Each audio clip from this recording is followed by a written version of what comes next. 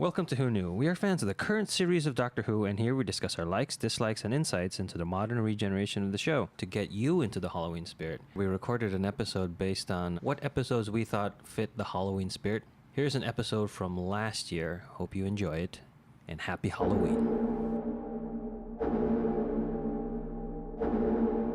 Who turned off the lights?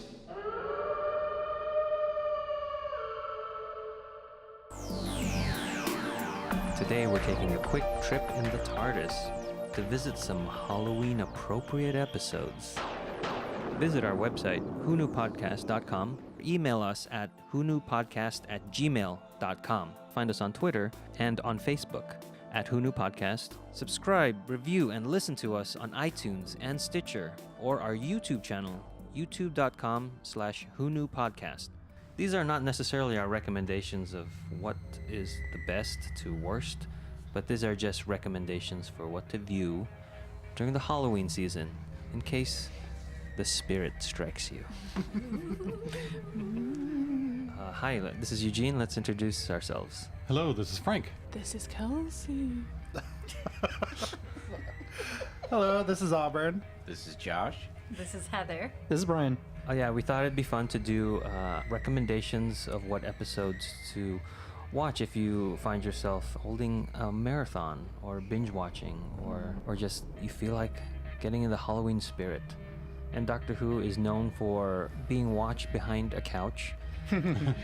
So we'd like to bring some episodes to light and just talk about why we think these episodes are good for the Halloween season.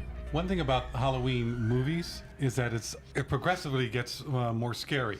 And it gets really scary at the end. Something happens, and usually something jumps up at the end saying, oh, it's not over yet. You know, you have that little either bloody hook at the end kind of thing. So it's odd because Doctor Who kind of does that in reverse. So it starts off unknowing and scary and what's happening. So it's not actually written towards a Halloween theme, you know, because the ending's going to be different. It's going to be more resolved. Like a Scooby-Doo episode. Right. But there are some great episodes that have that scariness or traditional characters. That like chilling factor. Right. We'd also like to say in the beginning that we're going to be jumping the timeline. So as we record this, we are currently in the middle of season 3. But our choices, we picked episodes that were all any season of the current incarnation of the show. So it's everything through Christopher Eccleston's season all the way through the last Peter Capaldi season with Bill as his companion. So if you're following along with us, there will be spoilers, but we're gonna try not to ruin the episode for you. And hey, maybe this is an episode that you want to just start to watch on Halloween. Yeah, we are going to try and keep the spoilers down. But there will be spoilers. Well, I'll start with an episode called Hide. It's season 7, and it's the episode 9. It's about the 11th Doctor, who's played by Matt Smith, and his companion Clara Oswald, who's played by Jenna Louise Coleman, written by Neil Cross and directed by Jamie Payne. Hide is an old-fashioned haunted house story with a Doctor Who twist, and is basically a standalone episode. So that I like, that you don't have to know too much about it. And go right into it. The story takes place in 1974, and during the 1970s, there were many haunted house films, like Amityville Horror, Burn Offerings, Don't Be Afraid of the Dark, The Legend of Hell House. So like the 50s, we had a lot of monster movies. In the 70s, we had a lot of other eerie ghost and haunted house stories. So I thought being set in 74 was a great idea for it. It was inspired by Nigel Neal's 1972 TV play, The Stone Tape, just to give him proper announcement for it. Good job. It opens on a dark and stormy night in an old secluded mansion where 2 ghost hunters are attempting to summon a ghost. There's a loud pounding at the front door. As they slowly open it, the Doctor pops out and says hello. So the opening was, got you right away. The costumes were great. The feel of the house was great. It's more of a spooky or eerie story rather than scary. And Although it has scary moments. It does, but also has humor and even a love story involved in this episode. So it's got a lot of different parts to it. The main scientist is Professor Alec Palmer, and he's played by Dougray Scott. And people know him from some of the Mission Impossible movie and from Ever After, where there's a Cinderella with Drew Barrymore. He was going to be Wolverine. Didn't work out. He was the right height for that. He bought the old mansion because it was haunted. And Clara describes Claiborne House as a gigantic old haunted house on the moors, and she's surprised that the professor would buy it just so he can do experiments. Emma Grayling is his assistant, and she's an empath psychic. She's played by Jessica Raine, and she can feel when the ghost is near. And this is an old ghost. There have been records of the ghost back to the 17th century and even beyond, when the house was built in the 14th. So it's an old ghost, and it's known as the Witch of the Well. And Palmer has old surveys of the house and even before, and there's never been a well on the property. So there's mystery on top of mystery going, what is this ghost and why is it called this? There are many traditional and stereotypical motifs running through the episode.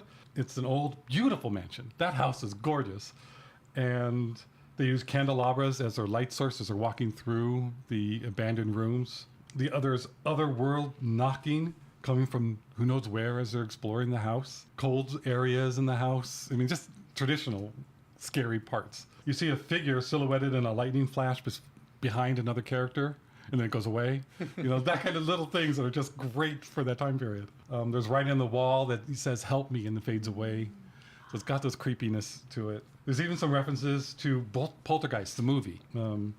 Ghost runs through somebody else, you know, and so they can feel it. And this is a spoiler. We find out that the ghost isn't alone. Something else is with the ghost. So that, to me, reminded me a lot of Poltergeist. You know, with Carol Ann, don't go into the light kind of thing. So it brought back that memory and that feeling of it as well. There's even references to Classic Who he put in with the Eye of Harmony and a blue crystal from Metabellus 3. Sorry. Blue. That comes up all the time. No, Metabelius 3, that crystal Depending on how you pronounce it, because they pronounce it differently in the different seasons. causes a lot of trouble. So, but I thought it was nice. He's giving that nod to the classic and keeping the history running through it.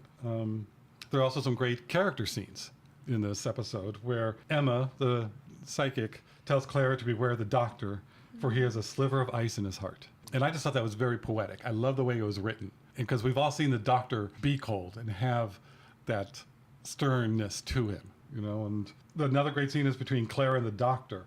I don't want to go into too much in this one because this could be a spoiler of what's going on. But she sees that he can travel in time and wonders, since they're ghost hunting, in his mind, she hasn't been born. Hasn't been born yet, but then she's also already been dead and buried in the earth for millennia. In him, because he can travel from one end to the other. So is she a ghost to him? Or is everybody just a ghost to him? And I thought that was a great question, and their interaction was really great. Going, you're out of time. What are we to you? Why are you here? What are you doing with humans? You know, so I thought that was a great scene. I love that. Just to recap, I thought it was more of a scary story about a haunted house called Hide, and I really liked it.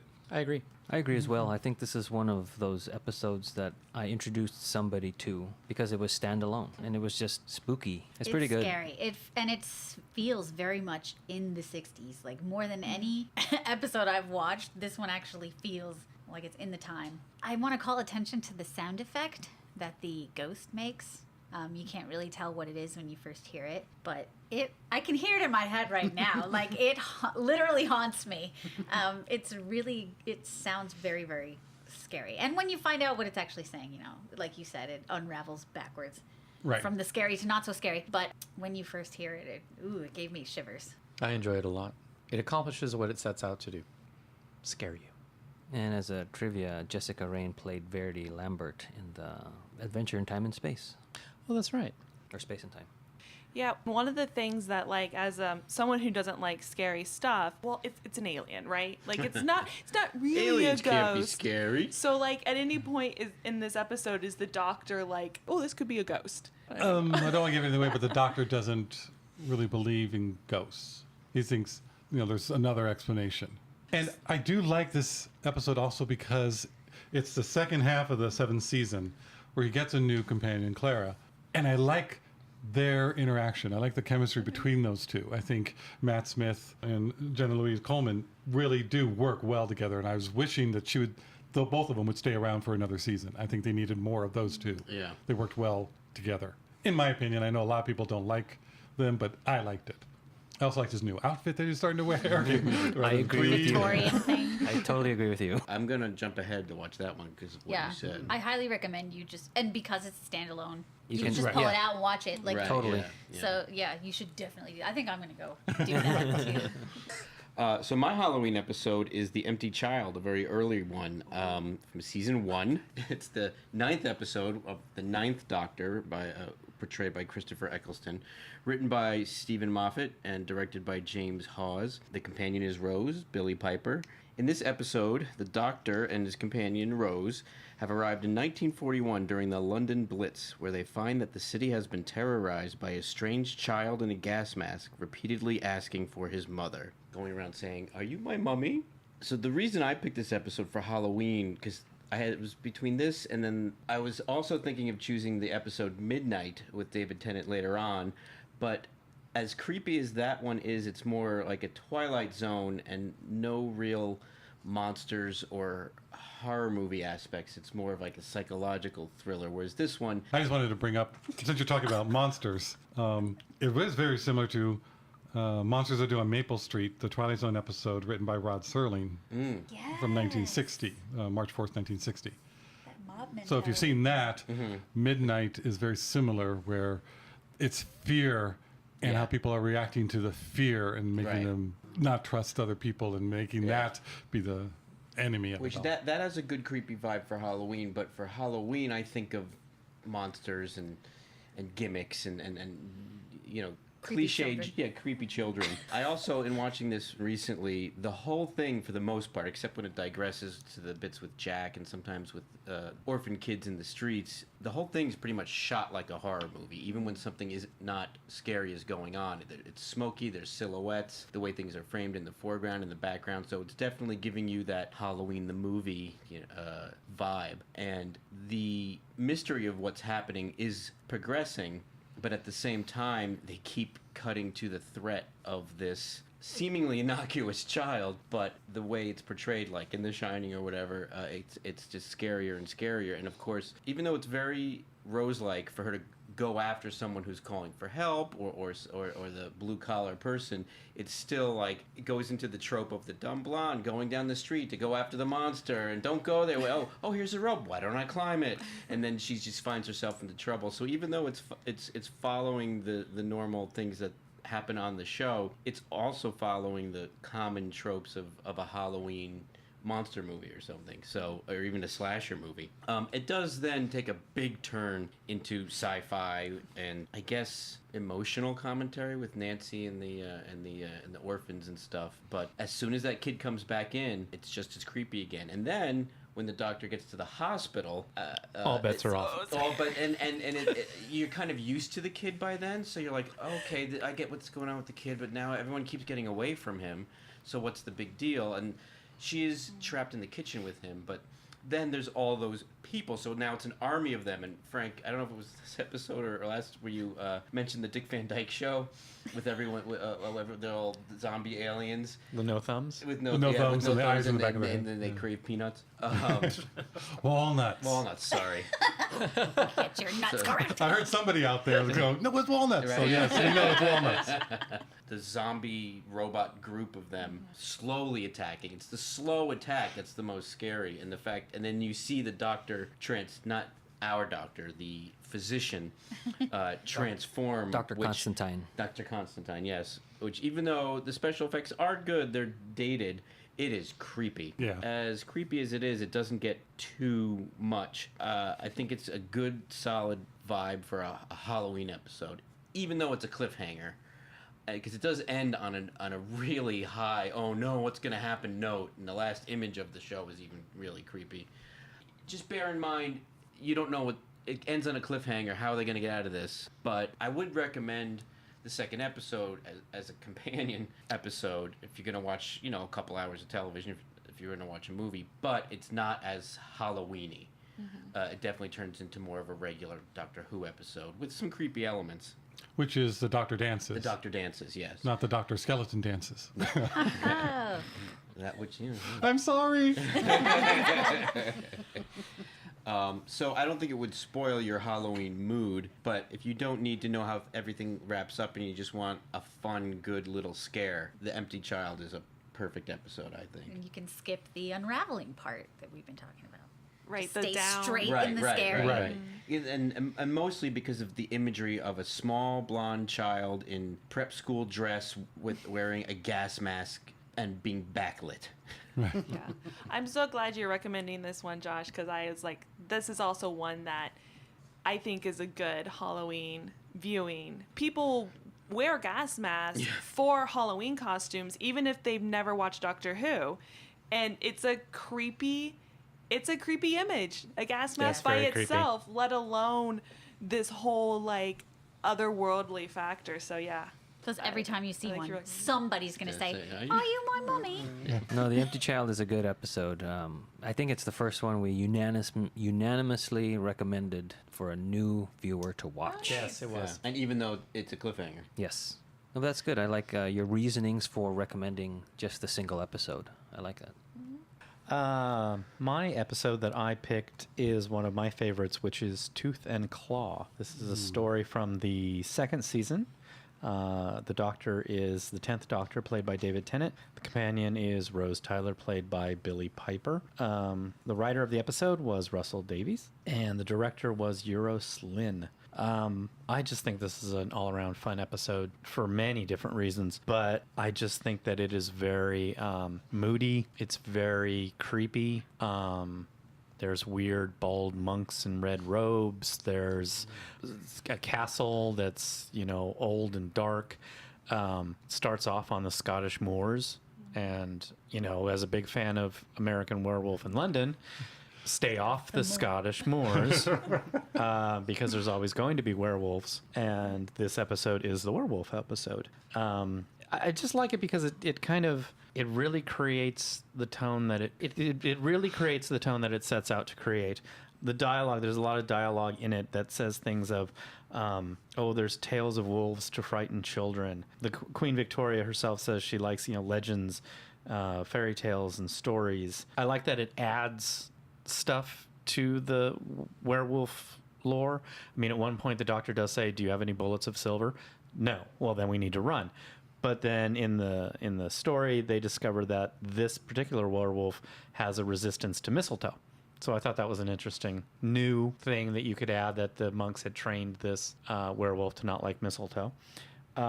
Spoiler, it's very Doctor Who in nature in that this isn't a werewolf. This is an alien creature that can possess human beings, and this creature reacts to moonlight and becomes a werewolf. So I like the fact that this is a myth, but Doctor Who can explain it in its scientific, albeit alien, facts. So there's a scientific, factual reason why this creature is the way it is.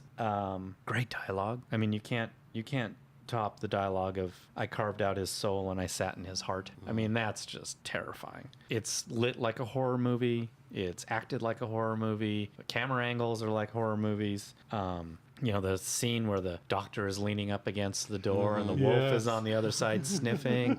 I mean, just creepy, creepy, creepy. And the CG is pretty good too. The CG's not bad, yeah. And then also in the library, it's trying to get in, and you hear the werewolf go around the library, and you're all freaked Testing out. for the Testing to openings. see if there's any weaknesses anywhere. And then spoiler, you get to the end, problem solved, or is it?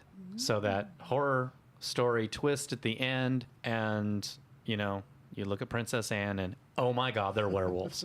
So.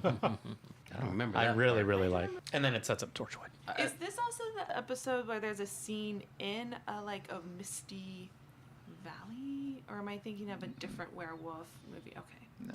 And There is some they all location. stay in the The manor. I think you The might be manor? thinking of the Sherlock episode. Oh. Yeah. Yeah. That's immediately what came to my head when you Okay. described that. But this episode does have that same feel. Yeah, Yes. yeah. So Yes. it makes sense that you could see that in this episode in your memory. And it does have location shooting. Yes. So, Yeah. That's I mean, I nice. don't know if it's in Scotland where they film, but it has the long, desolate grassland look that, they're gloomy in the sky. middle of nowhere. And, and then they didn't stay off the moors. I agree. I'm glad you have that episode. Excuse me. Glad you have that episode. I'm getting a little scared here just remembering it all. But it is a well-done episode as a standalone episode, you know. And so if you just want to watch Doctor Who, this is a great one. So I have and it introduced adds- Doctor Who too with this episode. And that adds that, you know, traditional, you know, werewolf aspect to the story, which is great for Halloween. It seems like almost every, you know, sci-fi or fantasy type of show or movie franchise will always land on the universal monsters at some point. Werewolf, Frankenstein, vampire, Dracula, whatever. Like they'll all, and I'm always curious to see what they do with it. Well, they're the universal monsters, Yeah. and they're also the universal monsters. Exactly. So, Lowercase u or uppercase u?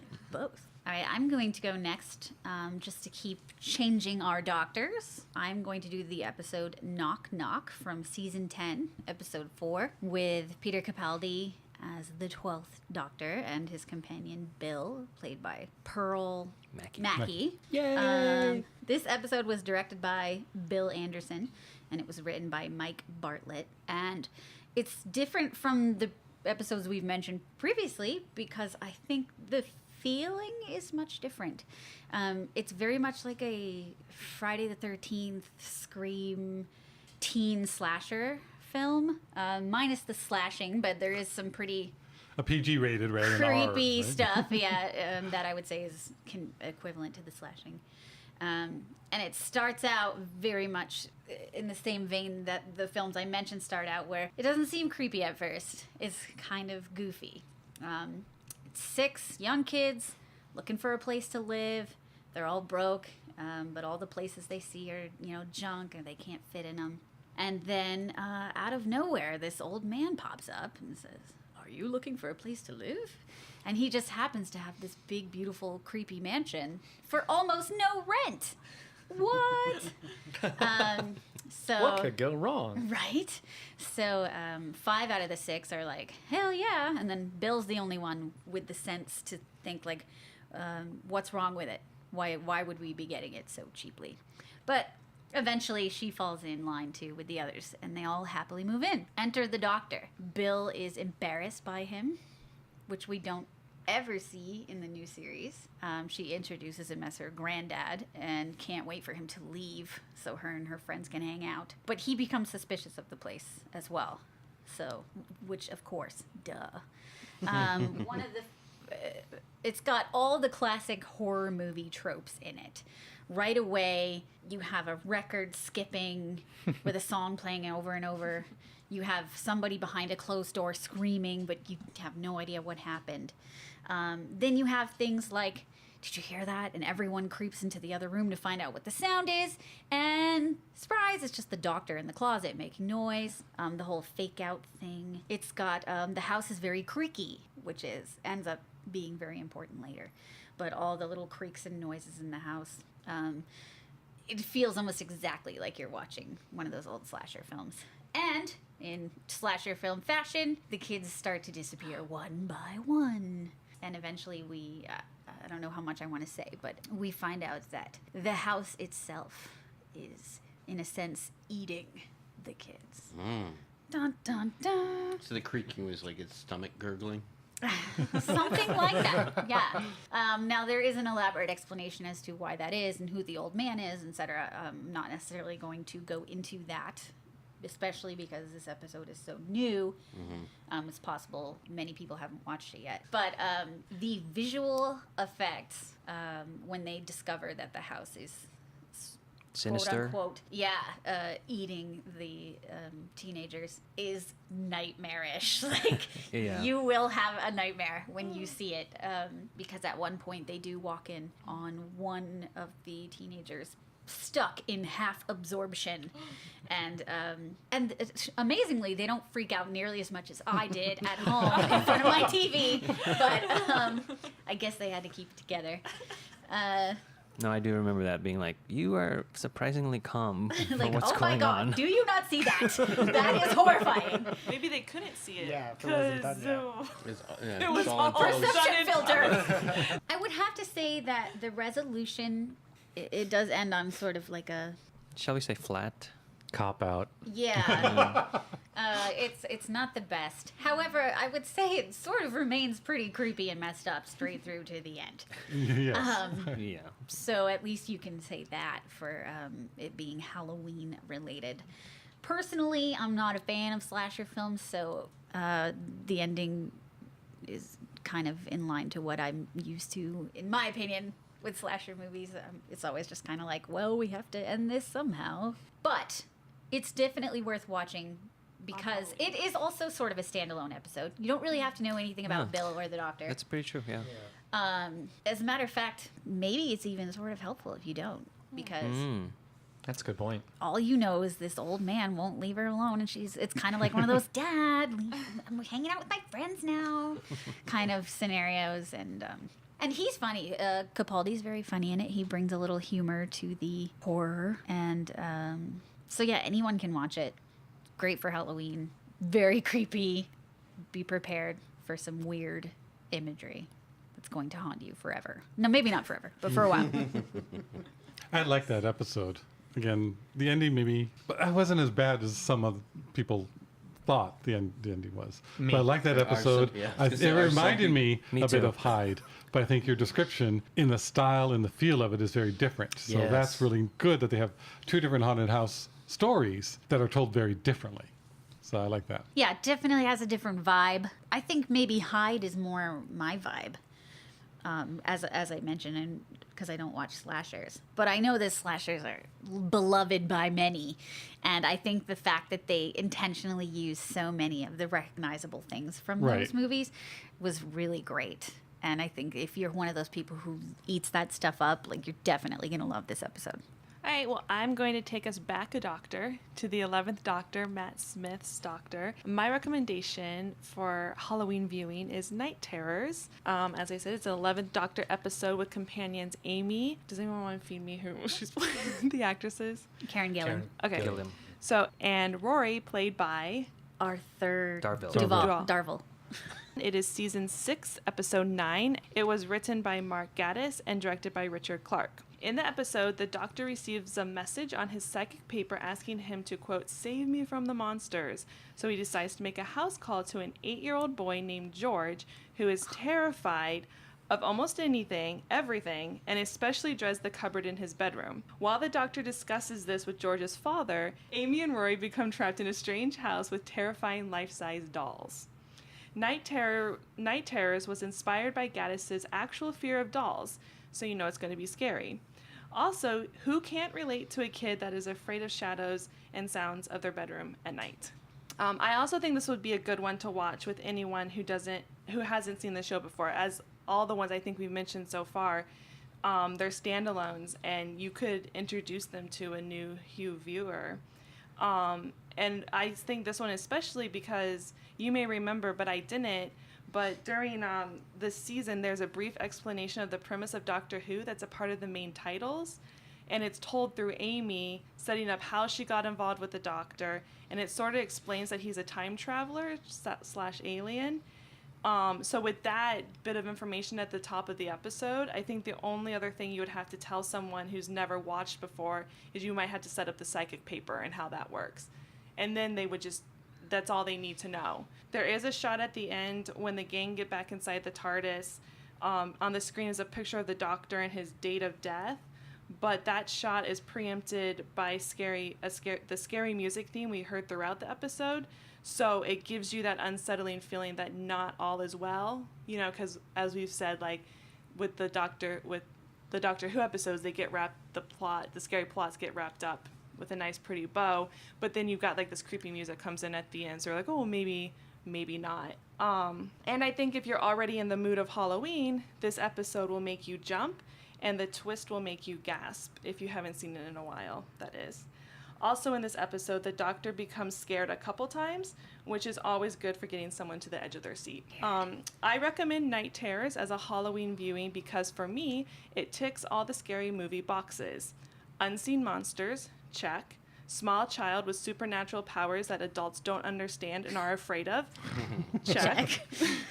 Dark haunted house, check. Scary music, check. And creepy life-size dolls, a check.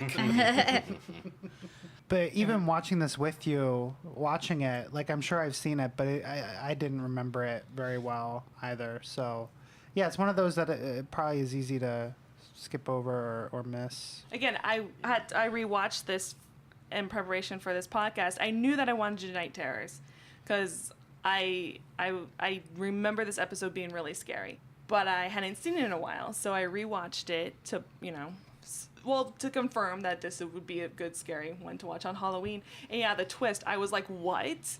And then the twist takes the plot to another scary level because then you don't know. It was fun rewatching it. It's not very Halloween-y, but I really love the way Matt Smith works with children when he's the doctor, and that little boy and his scenes with the little boy like totally steal the show for me. On a more Halloween-y note, I'm not really somebody who's afraid of dolls, and I guess that's a certain kind of doll. Yeah, they're called peg dolls. Peg dolls?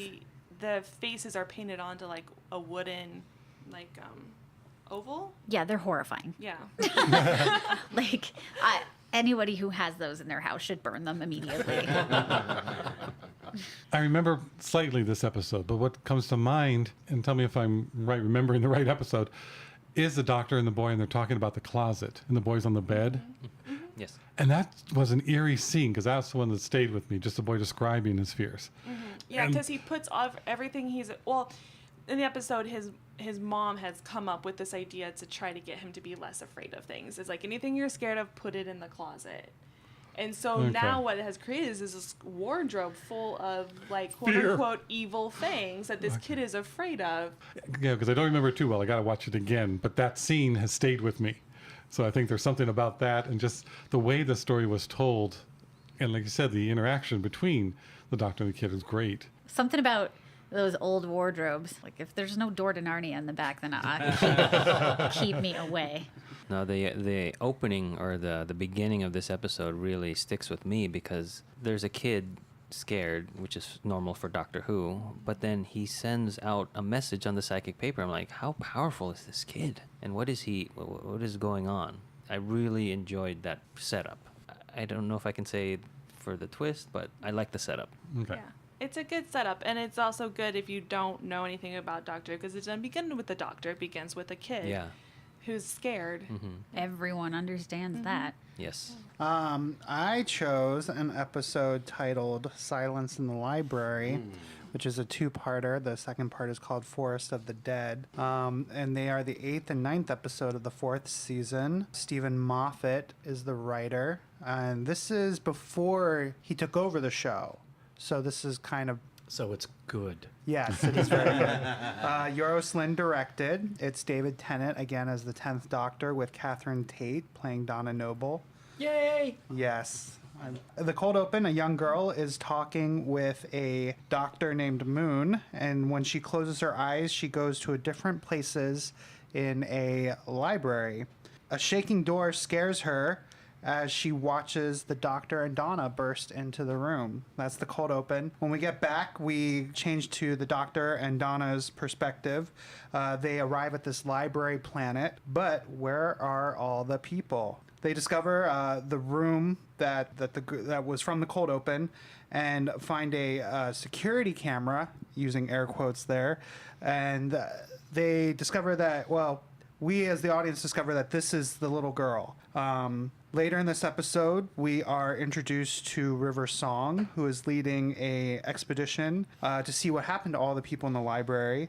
And interesting in this is that River already knows the doctor and is very familiar with him, calling him pretty boy. And it's great to see the doctor out of his comfort zone. We come to find out as the audience that the library is infested with flesh-eating shadow piranhas called the Vashta Narada.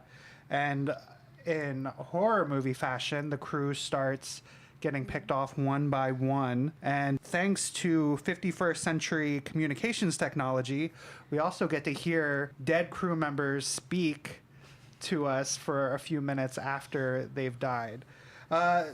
Super. Yeah, this episode isn't necessary. Well, rewatching it, I wasn't as scared as I remember being the first time watching it. I think just because I know now, like, where everything going. but it definitely, so it doesn't have like the jump out at you kind of scares as some of these other episodes, but it does have a lot of creepiness and a lot of very morose, like emotional elements to it. Some of the episodes we've talked about, like when I think of a movie marathon for Halloween, like sometimes that can be watching the episodes, but other times if you're like just throwing a party, like, you know, you'll have something playing in the background, and a lot of these episodes would work either way just because some of the imagery is so creepy. This one has a little bit of that, but I think it's more the story is what gets creepier, scary. So as the archaeology team loses more people, the little girl tries to save them, and the doctor, also realizing that this is a very dangerous situation, teleports Donna back to the TARDIS. But something goes wrong soon after the teleport, and Donna screams and disappears. And the first episode ends with this information kiosk in the library having Donna Noble's face, and Donna saying the words, "Donna Noble has left the library. Donna Noble has been saved." And at the same time, this fleshless skeleton in a spacesuit is also coming after our heroes. And I don't remember if he's saying at this point, but his catchphrase is, "Who turned out the lights?" And one of the reasons why I picked this episode, I'm going to stick with the first episode. I won't give the summary of the resolve of the second episode. I think you could watch both, though, for Halloween. But it's very quotable. Donna Noble has left the library. Donna Noble has been saved. Like, I will still just like that will pop into my head. Yes. For no reason. And whenever the lights go off, "Who turned off the lights?" is another one that is just ingrained in my head. It never gets old. No. I wish you could see the eye roll. We have skeletons in spacesuits. Always classic. In the second episode, we get creepy kid copies. They're like digital copies of kids that, again, kids are creepy. It's been established. The Vashta Narada are shadows that kill. That's a very like cool, different take on the monster. Yeah. Don't go into the light, or don't go out of, Stay out of the shadows. Step on the crack.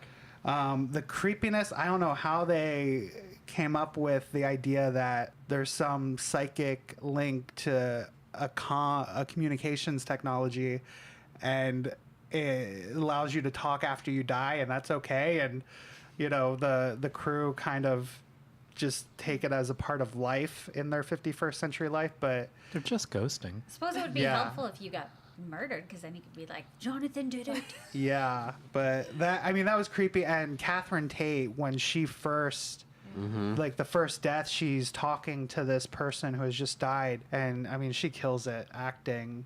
She's crying, and she just is a very human response, and yeah, I love it. Plus, in the second episode, there's the mysterious woman in the black veil. Yes, That's always Who's around very Donna. creepy. That's creepy. Yeah. And then when you actually see what's under the veil, also creepy. Also very creepy. I think this is another really good episode. River, we get to know her a lot more after this. I don't know how much we want to say about River's song, but yeah, she becomes quite an interesting character in the Doctor Who universe.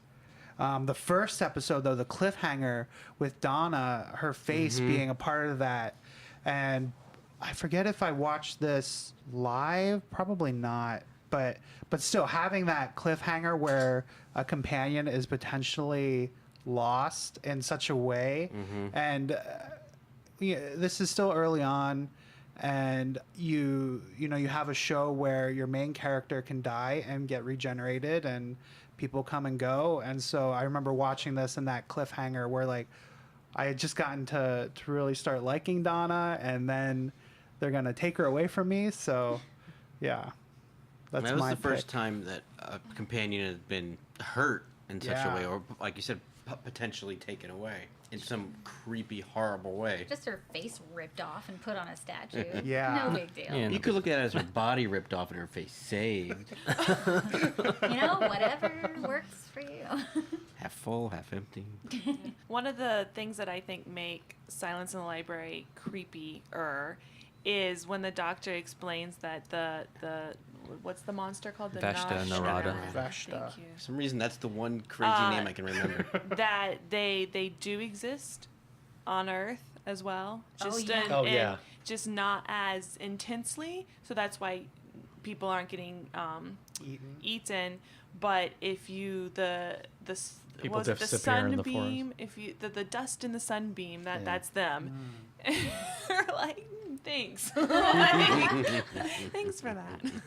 Yeah, that reminds me of that image where they throw the chicken bone into Yeah. the shadow. Yeah. I mean, how they did that practically, or whatever they did for special effects, is amazing.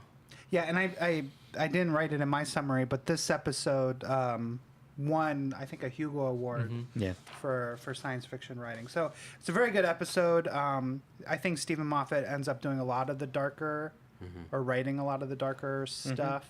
Well, Stephen Moffat likes to take common, ordinary things and make them terrifying. Just we want to mention that the skeleton in the spacesuit might have been inspired by the animated. Yeah, Movie. I don't know if we've talked about it yet in podcast world, but there's an animated movie with Martha and Oh, yeah. the Right. Doctor. Infinite it's- Quest. Infinite Quest. But the idea of a skeleton in a spacesuit is something that the Doctor Who universe was experimenting with before this episode. But I think they pulled it off really well Oh yeah. Yeah. in this. I think of the imagery in this episode quite often. Yeah, and this is one I've introduced to somebody new. Oh, okay. And so it works on that level. Continuing on, for me, I chose Waters of Mars, which is the third special in the in-between seasons between David Tennant's departure and Matt Smith's arrival. This is the third special. It's after season 4. It's written by Russell T. Davies and Phil Ford. David Tennant is the 10th Doctor, and there is no official companion, but Adelaide Brooke, played by Lindsay Duncan, is the surrogate companion for this particular special. She's so good. She is very good. The Doctor is on Mars in the year 2059. Bowie Base 1 is the first off-world colony. Something's in the water, and then things go wrong. There's just a lot of stuff that I won't go into, but this episode, I'm picking this episode because it reminds me something more personal. I remember being introduced to Night of the Living Dead, the original black and white film, on a Halloween. I believe it was just running on TV at the time. I think the fledgling Fox network was new, and all they were playing was Night of the Living Dead because they had no programming. And I remember, instead of wanting to go out and get free candy and trick or treat, I wanted to stay at home and finish this movie. Oh wow.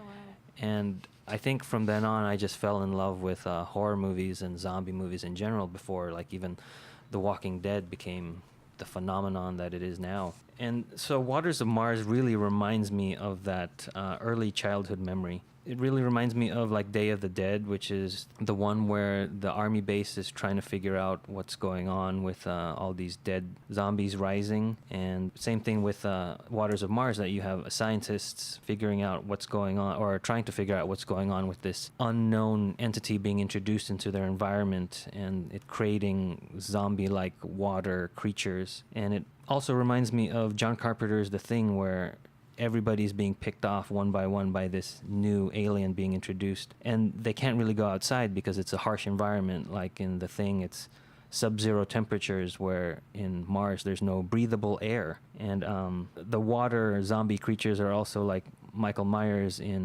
Halloween, and to an extent the Terminator in the first Terminator movie, where he's a bad guy and he's an unrelenting, indestructible force of nature that's just gonna go after you with all his might. And then they managed to make water creepy. I mean, in absence of blood, you Water have is water. patient. Yeah. Water always wins. But in absence of blood, they're dripping water, and it's still creepy. Really. That sound. Isn't it that they can't touch the water at some point as well? Yeah, there's something in the water Right, that from if they Mars. touch it, it'll get. in them. So Not even a drop. Yeah. Yeah, and I think it's also too that we know what water feels like, so we can relate to that sensation. Yeah. And I also picked this one because, to me, it is standalone in the fact that the Doctor is going into a place with locked events. He knows that everybody is supposed to die on Bowie Base 1, and he is sort of us. He wants to help these people and he's viewing them for what they're going through, but he can't really change history in this instance, which is something that he is sort of uncomfortable with in his journey as a character at this point. And yeah, all the horror and the suspense and the practical effects really just remind me of my introduction into horror. They're very scary visuals. Yeah, like a lot of it reminds me too of John Carpenter's Prince of Darkness. Have you ever seen that? Yes, with the scientists too. But yeah, well, and also too the zombies just standing outside waiting, and they don't know what they're waiting to do. And Is this the one with the school bus in the desert? No, that's the one okay. before this one. That's Planet of the Dead. I know. I thought it was like an ironic title. yes, no. I thought that's what. That one actress who can do that thing where she makes her eyes really big. And the water coming out of her mouth. and Yeah. I think that's Maggie Kane, the character. She makes me want to cry. Yeah. And this episode also has an unpleasant ending. Yes. Oh, that's another reason I picked this one because That's so good. when horror works, it makes you feel uneasy and it elicits a elevated heart rate, and the the good guy is not supposed to win at the end of the story that you're telling. And in this case, the doctor can't change or save anybody, and to see him lose in this case, I think is very appropriate for a Halloween horror marathon. And he loses in a very horrible way, too. Yeah. It's worse than the outcome that would have happened if he had never been there. Hmm. And he's able to know these people rather than being footnotes in history. Yeah. Just makes me think of the path to hell is paved with good intentions. Absolutely. Well, the Time Lord Triumphant is terrifying. Is the woman in this, was she also the woman in Sherlock who plays like Yes. Yeah. Yes. And she was also in Rome. Oh, I Well, didn't finish that watch off, please. Who? She's like the chief inspector or She's a she's a high official. member of parliament who's a That's high it. official. Yeah. She was a member of parliament. She played bass. She's being blackmailed by that awful blackmailer guy. Not that kind of. Yes, what you said. Yes. Blackmail. This episode's like a movie. Like, I wish Yeah. it was Yes. longer. Yeah. God, I absolutely. could watch it for 2.5 hours. I could I think the easily last time too. I watched it, it was getting towards the end. I'm looking at the clock. I'm like, there's only this much time left. No, How no! is this gonna? It's an amazing episode. Wait, it was only an hour? I believe so. It's like I remember it being Yeah, longer. I thought it was yeah. one of those, No, it's just an hour. standalone. So I thought it was an hour and 15. No, or the an hour, one of specials those. weren't any longer Yeah. except Really? for the end. I just think one. it's a really like. The one where he regenerates is really long. Yeah. Wow. And also, like, there's so many minor characters and that you Yeah. feel like you get to know in such a short Yeah. time. You're like, Right. what? Well, I think because there's a singular story. It doesn't digress with any plots from other episodes and stuff like that. So it can take its time following one path. And the doctor, his internal struggle in this is it's just an hour. good and 2 scary. minutes. Good and scary. I can't remember that aspect too much. This is one of my favorite episodes, but Well, when he has to just, he knows he can't change right. what's happening. He just has to stand there and watch. Which is why immediately when he finds out what he has walked into, he tries to leave, But he doesn't. but he doesn't. And that's another thing that they kind of turn its head on, the horror trope of, you know that you shouldn't go upstairs or into the basement where you can't escape. Get out of the house. Get out, but yet the doctor stays, and we're okay with him staying because of his curious nature, of his inherent goodwill to kind of help and save these people, but yet he can't. It reminds me of that moment in the Satan pit when he's like, you know that feeling when you know you shouldn't go down there? And then he goes down there. Yeah. Also, do you ever notice how whenever there's like an expedition of any kind, it's always a woman in charge? We did mention Every that single time. Oh yeah. recently, 42. Well, I mean, this show's been progressive, from its new inception at least, and I think that was sort of the point of a lot of things that they were doing. The fact that the women companions are very strong. But they don't just do it once or twice. The Like, thing is- I can't think of one. One The opposite. expedition The male thing is that with every expedition, something goes wrong. So The path to hell was paved with good intentions. I mean, that's not really related to Halloween. That's fine. Yeah, Women But- can be I was scary. all for It is a scary thought. I'm just kidding. I'm just kidding. I was waiting. See, when I said it, I looked at you like, are you going to go there? Are you going to do it? No. Those are our recommendations for a Halloween marathon, but there are many other episodes that we have not covered. We wanted to explore other episodes that you might not have thought. Since Arlene isn't here, I know there's one With us episode. today, she's still Yes. here. I guess we should with the Halloween and Ghost talk about that. What have you heard? Oh, hi, Arlene. You are here. So she wasn't able to be here today. An episode I know that she did like and that can fit in with this is one that I think everybody likes and agrees. And that episode is Blank. So that is a scary episode that I think could be great for Halloween, but it is one that I think has already been talked about in the previous episodes. So we wanted to give a little bit more diversity to some of the other. But we want to also Options. recognize that Right. this is one we thought of, but we did not cover. But listen to our episode about Blank. Yes, that is a very fun episode.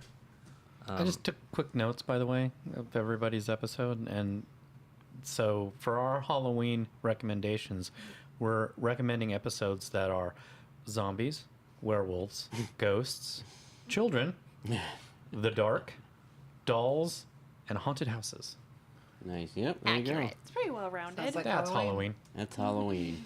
Some other ones that were mentioned but we didn't cover are Midnight, The Unquiet Dead. Ooh, that's a good one, and that's with Yeah. zombies and Again, zombies with the theme. I think that fits into Halloween, but it's not as scary moments, but it's not. The Unquiet Dead, Yeah. it's Christmassy to me.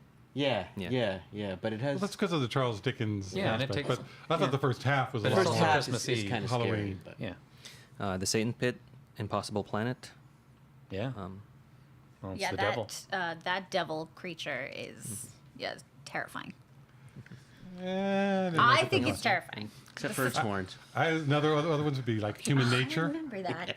The Family of Blood, and Human Nature with the scarecrows. I thought would be Yes. Yeah. See, and I see that as just one aspect of a bigger non-Halloweeny kind of thing. Right. true, but I mean, it does have the scarecrows. They're creepy. Feels like it's No, they're autumn. very creepy. I You know, have and so I have that one goes with like it. that too. It's not a Halloweeny episode, but there's an episode with the 11th Doctor and Amy called "The Beast Below," and it's not a Halloweeny episode, but it has these like fortune teller Yes. mechanical Yes, like monk head motion faces. creatures. The and- robe monk thingies. Yeah, and when you get them upset, like the head turns and Oh, turns right. into an Yes. angry face, and they creep me out. So it's not a Halloweeny episode, but Oh, right. if you want to cry yourself to sleep, And some of the aspects of it after the solved the mystery, and that is still creepy Yeah. and scary. So, but yeah, when in a the different way. kids do bad, I think they get like sucked down into quote unquote hell or something. I don't know, it's scary. But anyway, An episode that I almost recommended was Day of the Moon. Only right. Yes. Day of the Moon. Only because I remember that's the one where the villain or the monster is the Silence. 6-7 feet tall creatures in suits, and once you turn away, you forget that you ever saw them. Rory and Amy and River Song, and they're like marking their faces, or not their faces. The they, body. They, Their they whole- mark their body once they see them, so they know that they had an encounter. And there's this scene that's so Halloweeny Yes. where Amy runs into. Well, they go to visit this like children's home, and it's raining, it's stormy, and the Caretaker's crazy. The caretaker's crazy. All the children are gone. On the wall is written like "Get out." And what do they split up. Amy goes into a room by herself. She realizes she had an encounter. She gets freaked out. She runs to like a window, looks in the mirror, or looks in the reflection in the window, and there's markings all over her face. So she's been in this room a while. That was terrifying. That was creepy. Unfortunately, the episode as a whole wasn't Halloweeny enough Right. for a recommendation, but just that scene, almost all of season 6 and season 7 is Halloweeny. Like there's in all of those episodes, there's a scene that Even the is just crack so in terrifying. Amy's window that that's the been wall. that follow in her wall. Thank you. Sorry. That follows them through the different episodes. Even that's creepy. And, who wants to make a YouTube supercut? Yeah. You know? Any others you want to mention? Oh, there's plenty. I mean, But that I think you want if to you're mention. scared of things that are under the bed, there's Listen with Capaldi. There's a visual on that one that terrifies me when Yeah. the blanket on the bed, bed. rises Yes, up. yes. What? No. Mummy on the Orient Express. We mentioned That's a that one. classic, but it's a classic universal idea of a mummy. Universal So- big U. Right. Well, also I liked the thing about that was you have 30 seconds before 33? it. No, 66? Some weird. It's Yeah. not a random full number. Yeah. 64. Yeah, mine 29. I think it is 66. I do want to say that if you are having young Trivia adults, question. some of the kids who want to watch it, some that might be good for kids to watch would be Fear Her, because they might relate to that more. Oh, the scribble monster? Yeah. Right. The Shakespeare Code is dealing with Shakespeare and the witches, and that's, We an don't have iconic witches look. on the list. Which is not, I don't think for us being for Halloween, but I think the Shakespeare Code is really good for kids. There's also an Sarah Jane Adventures episode, The Eternity Trap, which is dealing with haunted house and ghosts. Is that the one? Well- That's not the one with Trickster. That's the season finale of season 1, I believe. School reunion. Is that what Sarah Jane is? No, we're talking No, about Sarah the Jane Sarah Adventures. Jane Adventures. She has a spin-off. Oh. Thing. I can't remember too much. I remember But anything with the Trickster is creepy. Trickster's also right, but I don't think this one. Okay. Because I know it's part of a two-part. I can't remember the other part. I think, but the Eternity Trap, but haunted houses and you're stuck there. So, and those are made more for kids. So I think if you have the younger adults, 12 and stuff, they might like those. And the Vampires of Venice. Because we Yes. have to put vampires on the list. Those girls with their long teeth like you've never seen on a vampire. But, Because they're fish. yeah, they're fish pyres. There's no good way to They do have that. those long white flowing robes that you associate Yes. with traditional vampire stories. Yeah. The look of it is good. And James Gordon was in an episode called The Lodger.